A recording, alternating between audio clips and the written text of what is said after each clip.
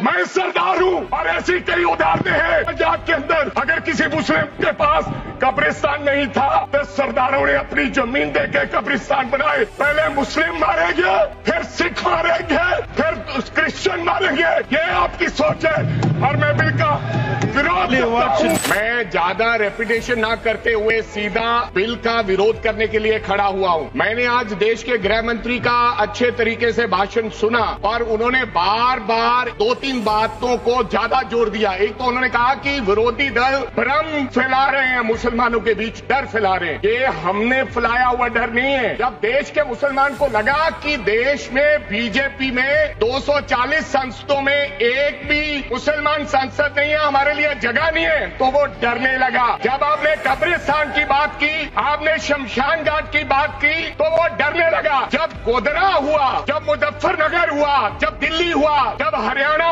मेवात में दंगे हुए, तो देश का मुसलमान डरने लगा। आज गृह मंत्री साहब ने कहा कि 2013 का बिल अगर नहीं आता, यूपीए नहीं लेकर आती, तो आज इस बिल की जरूरत नहीं थी। क्यों बिल लाए? क्योंकि आपको पता चल गया कि देश का मुसलमान हमारा साथ नहीं दे रहा। हमने हथकंडे अपना लिए, हमने आरएसएस की नीति अपना ली, हमने डंडा अपना लिया, दंगे हो गए, लेकिन मुसलमान हमारे साथ आने के लिए तैयार नहीं है। फिर आपको पता चला, आपने एक और अंकड़ा दिया। आपने कहा 1913 से 2013 तक केवल 18 लाख मुसलमानों का जमीन था और 2013 से अब तक 21 लाख और हो गया, यानी कि 39 लाख टोटल जमीन हो गया। तो आपको किसी ने समझाया मुसलमान को अगर आपके बस में करना है, ये आरएसएस की नीति नहीं अपनाएगा जितनी देर आप इनकी सांस प्रणाली बंद नहीं करोगे। अगर वक्फ बोर्ड नहीं छीनोगे, अगर जमीनें नहीं छीनोगे, तब तक मुसलमान आपके सामने झुकने वाला नहीं है। जैसा आपने पंजाब में करने की कोशिश की,